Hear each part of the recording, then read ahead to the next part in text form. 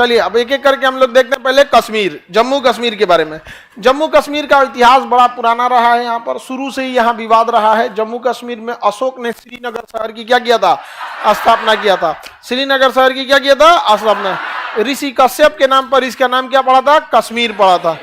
क्या पड़ा था, कश्मीर। एक समय था यहाँ पर अलग अलग लोगों का शासन हुआ करता था। एक समय में यहाँ पश्तून दुरानियों का शासक था।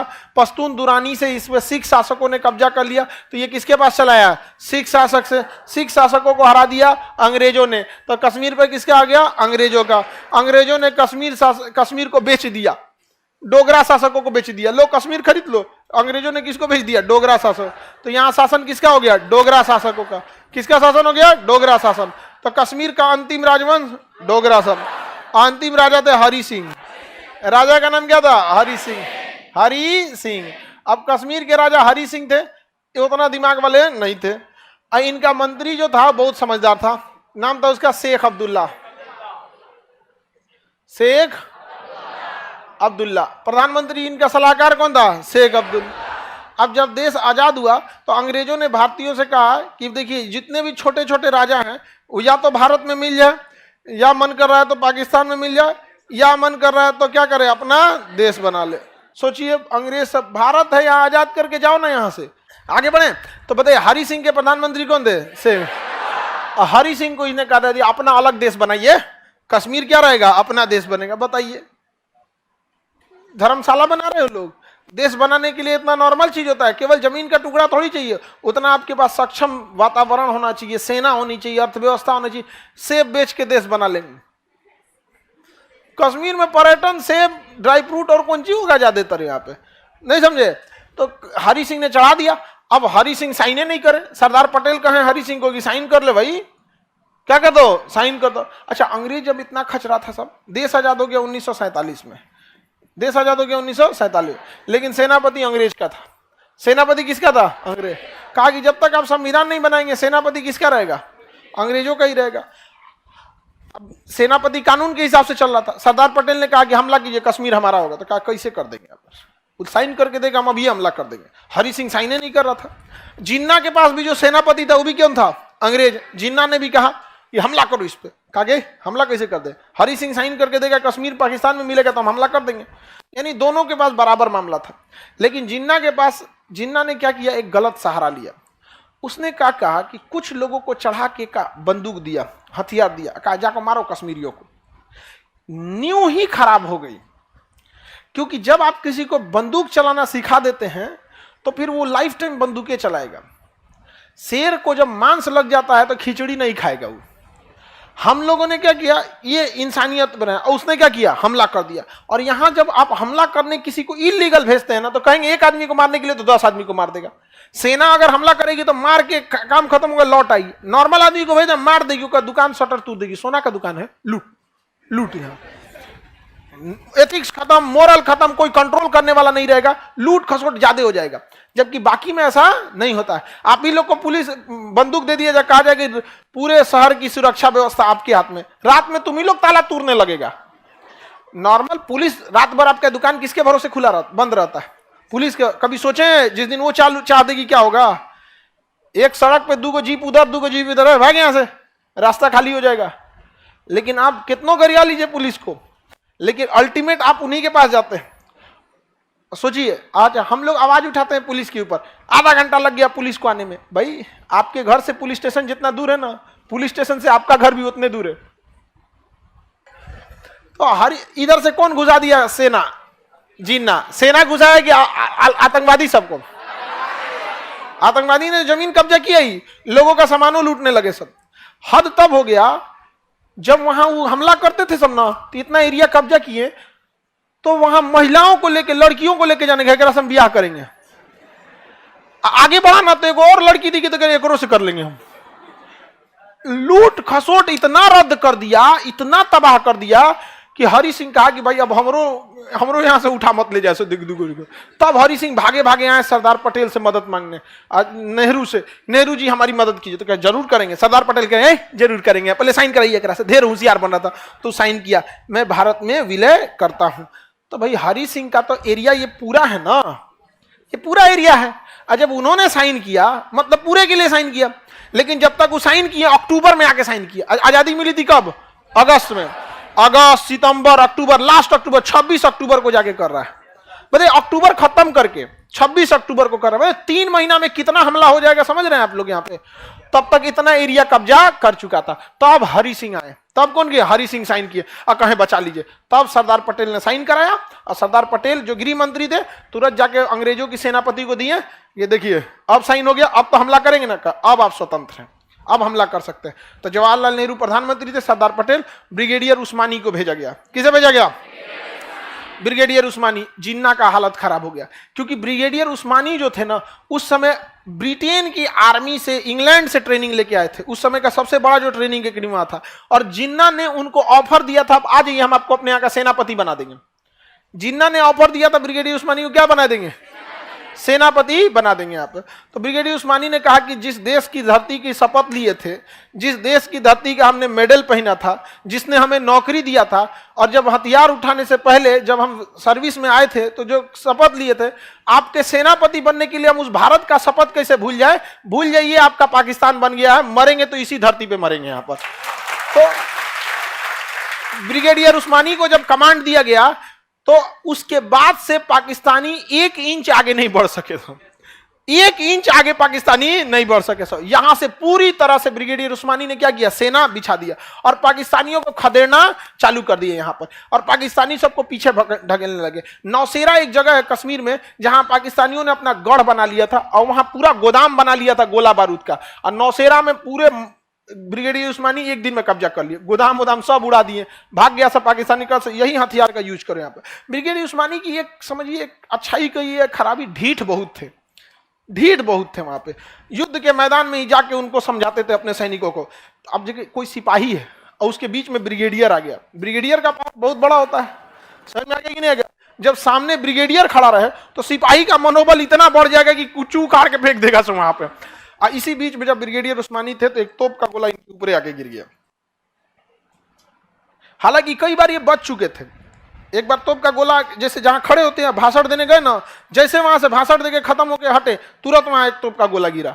जिस जगह पे थे भाषण दे रहे थे उसी जगह पे, जैसे खत्म हो गया उसका जैसे गए अपने जीप में बैठे वहीं गोला गिर गया। तो लोगों ने बताया कि सर आप जहां थे वहीं पे तोप का गोला गिर गया था।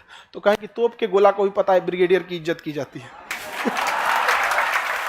तो हरि सिंह की गलती की वजह से ये एरिया किसने कब्जा कर लिया?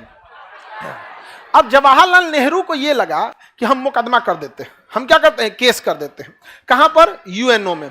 कहां केस करेंगे? यूएनओ में। अब जवाहरलाल नेहरू चूंकि वकील थे, उन्हें लगा केस लड़ लेंगे, लेकिन ये नहीं समझ पाए अंग्रेज यूएनओ ऐसा संस्था बनाए जहां कोई भी मामला फंस जाता है, और लेके चले गए कश्मीर मामला को कहां पे? यूएनओ में। अब पाकिस्तान कहता है कि हम यहां जनमत संग्रह कराना चाहते हैं, यहां के लोगों से पूछना चाहते हैं तुम कहां रहना चाहते हो, हम लोगों से मिलना चाहते हैं कहां रहना चाहते। लेकिन हरि सिंह जब साइन किए थे ना, तो शेख अब्दुल्ला एगो खचरा था, उसने 370 जोड़वा लिया था। क्या जोड़वा लिया था? 370, जिस वजह से हम लोग वहां नहीं रह सकते थे। मोदी जी यहां किसको निपटा दिए? 370 निपटा दिए। सरदार पटेल ने साइन करा लिया, ब्रिगेडियर उस्मानी तबाह कर दिए, और नेहरू कहां लेके चल गए? यूएनओ में। देखिए, नेहरू अगर यूएनओ में ले गए तो आप भले नेहरू की गलती कीजिए, लेकिन गलती जो है यूएनओ की है। यूएनओ छाती पीट के चिल्लाता है यूक्रेन में क्या हो गया, यूक्रेन, अरे सीरिया में क्या हुआ था, अफगानिस्तान में घुस के मारे लोग, क्या हुआ था अफगानिस्तान में, इराक में क्या किया, सब तबाह कर दिया सब इराक में।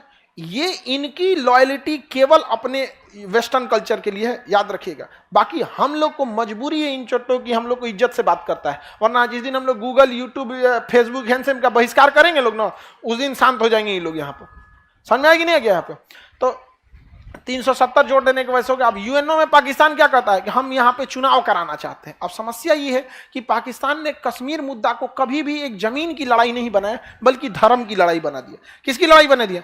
धर्म की। और माइंड गेम खेलता है पाकिस्तान। कैसे? ध्यान से समझिएगा, पाकिस्तान का माइंड गेम कैसे है।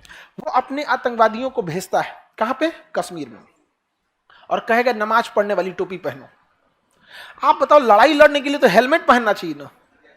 हम ही लोग अगर कहीं लड़ाई लड़ने जाएंगे तो क्या गमछा बांध के जाएंगे कि टोपी पहन के जाएंगे? हेलमेट पहन के जाएंगे। हेलमेट नहीं भेजता, क्या भेजता है? टोपी। और टोपी में भी नमाज वाला। अच्छा, हम लोग चितकबरा कपड़ा पहनेंगे, छुपने में आसानी है, वो कुर्ता पैजामा पहनाएगा। उसका मकसद कभी कश्मीर मुद्दा जमीन का रहा ही नहीं, वो बार बार इसे धर्म पे ले जाना चाहता है, ताकि मरने वाले के बाद क्या पता चले, धर्म पता चले। जानबूझ के वो भेजना चाहता है। समझ में आएगी नहीं आगे पे? उसके बाद भी उसने क्या किया, कश्मीर को किस तरह से बर्बाद करना चाहे। अपने आतंकवादियों को बोलता था जाओ गोली चलाना और घर में घुस जाना, और उस सब बैग में बुर्का लेके आते थे सब, नकाब, और जानबूझ के नकाब में बैठ जाते थे सब, ताकि आर्मी आएगी, अगर नकाब नहीं चेक करेगी तो गोली मार देगा सब, और चेक करेगी तो आतंकवादी मराएगा सब। लेकिन एक के चक्कर में तो सबका चेक करना पड़ेगा, और जब चेक करेंगे तब पाकिस्तान कहेगा देखो देखो क्या होता है। अब भाई किसी का कोई घूंघट, देखिए नकाब तो एक बहुत ज्यादा कवर होता है, घूंघट तो नॉर्मल कवर होता है, अगर कोई घूंघटो उठा के चेक करते एक तो ईगो वाली बात आएगी कि नहीं आएगी। तो पाकिस्तान का माइंड गेम समझ रहे हैं, इसलिए इंडियन आर्मी घरे उड़ा देती है अब। तो भाई कैसे मजबूरी हो गई थी कि नहीं, इसलिए आर्मी ने भी अच्छा उपाय किया, रात में घर में घुसेंगे ना, चारों ओर से घर में घेर लेती है, जा चारों ओर से जीप गाड़ी लगा के, बुलेट उठ लगा, हाँ दिन हो जाने दो, क्योंकि रात में कार्रवाई होगा, फिर पाकिस्तान बवाल करेगा यहाँ पे। अब दिन हो जाएगा, पूरे मोहल्ले वाले जुट जाएंगे, आराम से बोला जाएगा इंडियन आर्मी है यहाँ पर, आपको घबराने की जरूरत नहीं है, अगर तुम आतंकवादी भी हो तो हथियार फेंक के बाहर आ जाओ, हम तुम्हें नहीं मारेंगे। तो कई वो आतंकवादी भी हथियार फेंक के बाहर आ जाते हैं। इंडियन आर्मी फिर उसे शिक्षा देती है, सब कुछ कराती है, उसके बॉन्ड भरवाती है, गार्जियन को करती है, उसके बाद फिर उसे समाज की मुख्य धारा में लेके आती है। तो धीरे धीरे समय लगेगा, एक इतना लंबा समय से इसने रद्द कर दिया है तो एक समय ज्यादा लग जाएगा, क्योंकि 370 हटने के लगभग 30 से 40 साल लगेगा उसे किस में आने में, मुख्य धारा में आने में। तो पाकिस्तान ने कश्मीर का वह हिस्सा कब्जा कर लिया जो हरि सिंह के साइन नहीं किया था जब तक, और इस एरिया को कहते हैं पाक ऑक्युपाइड कश्मीर। क्या कहते हैं? पाक ऑक्युपाइड कश्मीर, POK। क्या कहेंगे? पाक ऑक्युपाइड कश्मीर। ये 30% है। कितना परसेंट है? तो पाक ऑक्युपाइड कितना परसेंट है? कब कब्जा किया? 1948 तक।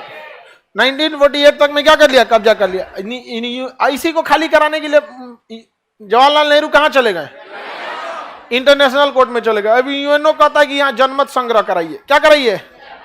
जनमत संग्रह कराइए। भारत भी रेडी हो जाता है, कहता है ठीक है कराइए। लेकिन जब जनमत संग्रह होगा तो वहां पाकिस्तान की सेना नहीं रहनी चाहिए, तो पाकिस्तान की सेना पीछे हटाइए। तो पाकिस्तान कहता ना ना, हम जैसे पीछे हटाएंगे तो चढ़ के कब्जा कर लेगा, कहेगा जनमत तो संग्रह नहीं होगा। देखिए यही डरा हुआ है, क्योंकि जनमत संग्रह तब होता है जब वहां आप अपनी सेना हटाएंगे, तब आप अपनी सेना रख के कैसे कर सकते हैं आप? तो पाकिस्तान कहता है ठीक है यूएनओ की सेना रहेगी। तो यूएनओ में सबसे ज्यादा कहां की सेना है? भारत की। कहता यूएनओ की सेना, और वो डरल रहता है, और रूस रोक लगा देता है। रूस के पास वीटो पावर है जो किसी भी प्रस्ताव को रोक सकता है। 5 देशों के पास वीटो पावर है जिसमें रूस भी है, तो रूस रोक देता है, कहता है कि नहीं जनमत संग्रह नहीं होगा, जनमत संग्रह नहीं होगा। समझ में आ गया कि नहीं आ गया? तो ये एरिया क्या है भाई? POK। कितना परसेंट? कितना परसेंट? 30%। आगे बढ़े। अब देखिए ध्यान से, इधर का एरिया कहलाता है अक्साई चीन। चाइना ने 1962 में कब्जा कर लिया। कौन सा? अक्साई चीन। 1962 में कौन कब्जा कर लिया? कितना परसेंट? 10%। तो इधर से अक्साई चीन किसने कब्जा कर लिया? अब POK कौन कब्जा कर लिया? भारत का दोनों ओर से मुड़िए उड़ा दिया। समझ में आ गया कि नहीं आ गया? अब ये जो हम लोग नक्शा दिखाते हैं ये हमारा ओरिजिनल नक्शा है, लेकिन वास्तविक रूप से ये स्थिति नहीं है। इधर कौन कब्जा किया? इधर कौन कब्जा किया? चाइना ने कब्जा कर रखा है। किसी को दिक्कत है तो बताया जाए। ये एरिया कौन सा हो गया आपका? अक्साई चीन। सियाचिन किसके पास है? सियाचिन भारत के पास है। सियाचिन भारत के पास। एक बार पाकिस्तान ने ना 1984 में सियाचिन पर कब्जा कर लिया। 1984 में कहां कब्जा कर लिया? सियाचिन में कब्जा कर लिया। अब हो गया आफत। यहां का टेम्परेचर होता है -60 डिग्री सेल्सियस। कितना डिग्री? ऐसे थूकिएगा ना तो थूक जमीन पे गिरने से पहले जम जाता है, यानी अगर किसी को थूक दीजिएगा तो उसको चोट लगेगा, इतना ज्यादा ठंड पड़ता है। 20 सीटी लगाइएगा कुकर में तो आलू गलता है, या 20 सीटी में आलू गायब हो जाएगा। खत्म हो जाएगा 20 सीटी में। हाँ, 20 सीटी में क्या गलता है? आलू। वहां पानी होता ही नहीं है, खौलाना पड़ता है पानी के लिए। यहाँ पे इतना ठंड में कोई लड़ाई कैसे लड़ेगा? और उसमें पूरी क्या होती है, बर्फ जमी रहती है। अब -60 डिग्री सेल्सियस, अब पाकिस्तानिया जाके वहां कब्जा कर लिया। हम लोग को पता कैसे चला पता है? कुछ पर्वतारोही आए थे सब भारत में चढ़ने के लिए पहाड़ के, तो उनके पास कुछ नक्शा था, तो उन्होंने कहा कि अभी हम पाकिस्तान से भी परमिशन लेके आए हैं, उन्होंने भी हमें परमिशन दे दिया है सियाचिन पे चढ़ने के लिए। तो इंडियन आर्मी कही रे चोटा कहीं कहा, सियाचिन पे चढ़ने के लिए परमिशन तुम पाकिस्तान से लाया है? तो भारतीय सेना जो थी समझदार थी, रिएक्ट नहीं की। समझदार आदमी रिएक्ट नहीं करता, देखिएगा ना, जो समझदार रहेगा ना उसके काम लायक चीज रहेगा तो उसमें सबसे कम रिएक्ट करेगा, ताकि आपको आभास ना होने दे। अच्छा कहा ठीक है पाकिस्तान से लिए, नक्शा देखा, एगो फोटोकॉपी करा के रख लिया। अब उसको बता देते तो पाकिस्तान में बोलता कि आपका नहीं है का हो, इंडियन आर्मी पूरी तरह हड़क गई थी। अब भारत ने सोचा कि बाप रे बाप, इस ससुरा पीओके ले गया, आक्साई चीन ले गया, चढ़ गया किस पे, सियाचिन पे। अब इंडियन आर्मी भेजी सियाचिन पे रेकी करने के लिए, रेकी मतलब जासूसी करने के लिए। जो गया उनको ठंडा मार दिया, वापस आए लोग, उन लोग पता चला कि यहां लड़ना असंभव है, क्योंकि जिस कपड़े की जरूरत है -60 डिग्री सेल्सियस का कपड़ा, ये कपड़ा हमारे पास अवेलेबल नहीं है। हम लोग ये कपड़ा लेके लड़ाई, नॉर्मल कपड़ा में लड़ाई नहीं लड़ पाएंगे। तब पता चला कौन कपड़ा बनाता है, तो नॉर्वे नामक एक देश था। एक देश का नाम क्या था? नॉर्वे देश वो कपड़ा बनाता था। तो भारत ने कहा कि ठीक है अगले साल हम लोग युद्ध करेंगे, हथियार वगैरह रेडी रखो, और नॉर्वे से कपड़ा मंगाते हैं। तो नॉर्वे से जब कपड़ा मंगाएंगे तो कपड़ा बहुत हल्का था और ठंड पूरा रोक लेता था। तो लोग, इंडियन आर्मी ने कहा कि ठीक है, नॉर्वे की कंपनी कहा कि हमको कपड़ा ऑर्डर करना है, 10,000 पीस हमको दे दीजिए। तो नॉर्वे ने ले लिया टेंडर, लेकिन कहा कि हम आपको 2 साल तक नहीं दे पाएंगे, क्योंकि अभी हमारे पास ऑर्डर बहुत ज्यादा है। तो भाई किसी कंपनी के पास ऑर्डर ज्यादा रहता है। इंडियन आर्मी ने रिक्वेस्ट कहा कि हमको अर्जेंट बेसिस में चाहिए, हमको दे दीजिए। तो उसने कहा कि देखिए हमें जो पहला भी ऑर्डर आया ना वो भी अर्जेंट बेसिस का है, पाकिस्तान का। तो इंडियन आर्मी यहाँ में ये कौन सी कर दिया रहे तुम यहाँ। अब तो पगला गए हम लोग, क्योंकि उसके पास कपड़े पहले से थे उसके पास, और एक्स्ट्रा मंगा रहा था कौन, पाकिस्तान। अब इंडियन आर्मी कही कि 1 साल अगर रुकेंगे ना तो पहले ऑर्डर किसको मिलेगा, पाकिस्तान को, सियाचिन हाथ से निकल जाएगा। इंडियन आर्मी अपने जवानों को बुलाई जो सबसे सशक्त थे, और पूछी कि देखिए हमारे पास ये हकीकत है कि जिन कपड़े हमारे पास है उसमें हम लोग सरवाइव करना बड़ा मुश्किल है, यानी अगर जाएंगे 10 लोग तो 5 आदमी तो बीमार पड़ जाएंगे ठंड से। क्या आप लड़ सकते हैं? स्थिति ऐसी है कि अगली साल नामुमकिन हो जाएगा। तो इंडियन आर्मी के जवानों ने कहा कि हम बिल्कुल लड़ेंगे, इसी कपड़ों में लड़ेंगे और आगे से चढ़ाई कर देते हैं। तो 1 साल वेट नहीं किया गया, जबकि अगले दिन ही चढ़ाई के लिए भेज दिया गया। यहाँ पे डर इस बात का था, पता है क्या है, हमारे सैनिक बीमार पड़ रहे थे, ठंड थी, और वो वहां पहले से थे। अगर पता चल जाता कि इंडियन आर्मी जा रही है तो फिर उनको लिए जीतना एकदम इजी था, क्योंकि पहले से स्टैंड लिया था, मार देते यहाँ पे, और कुछ नहीं करना है, बम का गोला मारते, बर्फ गिरता, भूस्खलन होता, पूरा पहाड़े घसक जाता वहां पे। तो इंडियन आर्मी करे तो क्या, तो कहा गया कि आप लोग जब जाइएगा चढ़ाई कीजिएगा ना, तो सफेद कपड़ा दिया गया, पूरा कपड़ा रहता था ये वाला ठंड वाला, और सफेद जैकेट दे दिया था, दस्ताना भी सफेद, सब चीज सफेद, मास्क भी सफेद, ठंड से बचाना होता ना, चश्मों का खोलवा जो रहता तो वो कौन चीज सफेद, सब चीज सफेद। और चलते तो लोग बर्फ में सफेद तो पता ही नहीं चलता था, दिख भी नहीं करता था यहाँ पे। लेकिन उनको सख्त आदेश दिया गया था कि आप रेडियो पे बात नहीं करेंगे, क्योंकि जैसे रेडियो पे बात करेंगे ना उसकी फ्रीक्वेंसी सुनाई देने लगती है, उसकी फ्रीक्वेंसी क्या करती है, सुनाई देती है। क्योंकि अगर आप जैसे अभी कोई वायरलेस पे बात कर रहा होगा ना रेडियो पे, आपके पास भी अगर वायरलेस वाला होगा ना एंटीना, अगर उस फ्रीक्वेंसी पे ले जाएंगे तो आपको भी बतिया सुनाई देने लगेगा। कहा कि इस पे मत रहना वरना पाकिस्तानी सुन लेंगे। सोचिए इंडियन आर्मी को कितनी तकलीफ हुई होगी कि उस दुर्गम परिस्थिति में जाना है जहां कपड़े भी उस लायक नहीं है, लड़ाई भी लड़ना है, बीमार पड़ गए तो रेडियो पे भी नहीं बता सकते, समझा कि नहीं। अब जब वहां पहुंचे कारगिल की लड़ाई एकदम सियाचिन पे, तो रास्ते में बहुत सारे लोग बीमार पड़ गए, लेकिन कैसे भी करके टेंट लगाया गया। टेंट लगाने से थोड़ा सा ठंड बच जाता है, हवा वगैरह, टेंट लगा के आराम कर रहे थे लोग। एक सिपाही था जो बाहर संतरी की ड्यूटी कर रहा था, क्योंकि एक आदमी जगता है बाकी सब लोग सोए रहते हैं, और जब वो जगते हैं तो उसको लोग सुला देते हैं। रात 2 बजा ना, तो उसमें एक चुनमुन पांडे था, हाँ चुनुन पांडे, जो संतरी का ड्यूटी कर रहा था। उसको अचानक से दिखाई दिया ना कुछ सैनिक आ रहे हैं, अब करे क्या करे, कुछ सैनिक आ रहे हैं तो देखा कि कुछ सैनिक आ रहे हैं तो सोचा उठाने के लिए, तब तक देखा कि उधर से सैनिक फायरिंग पोजीशन पे हैं, तो इधर से चुनमुन पांडे ने क्या कर दिया, गोली चला दिया। और जब गोली चलाया तो उधर से भी क्या चलने लगी, गोली चलने लगी। गोली चलने लगी तो इसने जो निशाना लगाया था सटीक लगाया था, और इस निशाने से मारा, उधर 3-4 ठो मर गया, और उधर से भी गोली चलने लगी तो गोलीबारी की आवाज सुन के ये लोग जग गए। और तब तक जब देखे लोग तो तब तक इनको गोली लग चुकी थी, शहीद हो चुके थे, और गोली चलाइए रहे थे।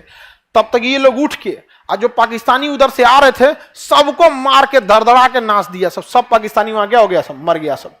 अब जब पाकिस्तानी मर गया तो ये लोग को डबल खुशी थी, कपड़वा मिल गया। सच नहीं, ठंडा में कांप रहे थे यहाँ पे, समझ में आ गया कि नहीं। जबकि एक हमारा जवान क्या हो गया, शहीद हो गया। लेकिन सोचिए अगर वो लोग गोली चला देता और शहीद हो जाता तो इन लोग को सोए में आके गोली मार देता सब। अब इसने कितना समझदारी किया, धड़धड़ा के गोली चलाया कि भाई उठाए से अच्छा गोलियां क्या वजह से तो उठबे करेंगे, धड़धड़ा के मार दिया, सारे पाकिस्तानी क्या हो गए, सब मर गए सब। शहीद कौन जी, मर गए सब, यहाँ पाकिस्तानी क्या हो गया, मर गया। भारतीय सेना ने उसका क्या कर दिया, कपड़ा पहन लिया, उगारे फेंक दिया, भाग ऐसे छोटा उनको दफना दिया गया। इंडियन आर्मी चाहे जितने भी पाकिस्तानी मारे जाते हैं हम लोग उनको दफनाते हैं, और बाकायदा जो इस्लामिक परंपरा है उस विधि से हम लोग क्या करते हैं, दफनाते हैं। देखिए लड़ाई अपने जगह पे है, संस्कार अपने जगह पे होता चाहिए। आप देखिएगा महाभारत और रामायण में जितनी लड़ाइयां हुई हैं लंका में, उससे ज्यादा खून खराबा तो कहीं नहीं हुआ, लेकिन संस्कार की हानि आप कभी नहीं देखिएगा। मरने के बाद ऐसा नहीं हो गया कि कहीं संस्कार विहीनता हुई थी, तो हम अभी भी उस परंपरा को, उसको दफना दिया गया। अब पाकिस्तान वाले जो थे सब, उन सबको लगा कि भाई उनकी आर्मी तो पहुंच चुकी है यहाँ पर, अब ये लोग रेडियो ऑन कैसे करें, यहाँ पे इतनी बड़ी जीत हो गई थी, बताइयो नहीं पाए लोग कि भाई कपड़ा मिल गया हमको। तब तक उधर पाकिस्तानी हेलीकॉप्टर आया खाना पहुंचाने के लिए। क्या पहुंचाने के लिए, खाना। अरे चोटा कहीं का यहाँ खाना वाला चल गया, खाना वाले ये लोग बढ़िया बढ़िया उधर से लाया होगा, बिरयानी उरियानी बना के खाना गिरा दिया, एक्स्ट्रा कपड़ा कंबल उम्बल सब गिरा दिया यहाँ पे। ये लोग कहेंगे thank you thank you thank you, पूरा गिरा दिया कपड़ा। अब ये लोग रेडियो चालू किए इंडियन आर्मी को, बेस कमांड को, कि 2-4 और एक आध बटालियन भेजिए, हम लोग यहाँ कपड़ा का इंतजाम कर लिए हैं। अब ये लोग रेडियो का कुछ ने दुकान खुलल है का यहाँ कोनो चीज का दुकान ना खुलल है, आसपास खाली बर्फ दिख रहा है। यहाँ पे मार दिए लोग पाकिस्तानियों का, उसको उघारे रखे हैं उधर। तो बेस वाले का कोई बात नहीं, अपना वाला कपड़ा पहना दो, अपना पहना दो। यहाँ पे तूने नॉर्मल कपड़ा था वो पहना के दफना दिया गया यहाँ पे। समझ में आ गया कि नहीं आ गया। अब इंडियन आर्मी वहां क्या कर ली, कब्जा कर ली, और यहाँ का पूरा एरिया किसके कंट्रोल में आ गया, इंडियन। कब से है कंट्रोल में, 1984 सियाचिन। इसे कहा गया ऑपरेशन मेघदूत। क्या कहा गया, ऑपरेशन मेघदूत। ऑपरेशन मेघदूत चला के किसे कब्जा कर लिया गया, सियाचिन। वरना इसमें भी कब्जा कर लेते वहां पे। अब पाकिस्तान भी यहाँ पे है लेकिन निचवा है। पाकिस्तान कहाँ है, नीचे है, और उसको नीचे ठंडा मार देता है। अभी वो बैला नीचे है, नीचे उसको क्या मार देता है, ठंडा मार देता है। अब तो पैसा है नहीं जो कपड़ा खरीद सके, तो इंडियन आर्मी से कहता है कि आप लोग भी पीछे हट जाइए। हम भी पीछे हट जाते हैं, क्योंकि हम ही लोग एक दूसरे के लिए तो आखिर वहां खड़े हैं।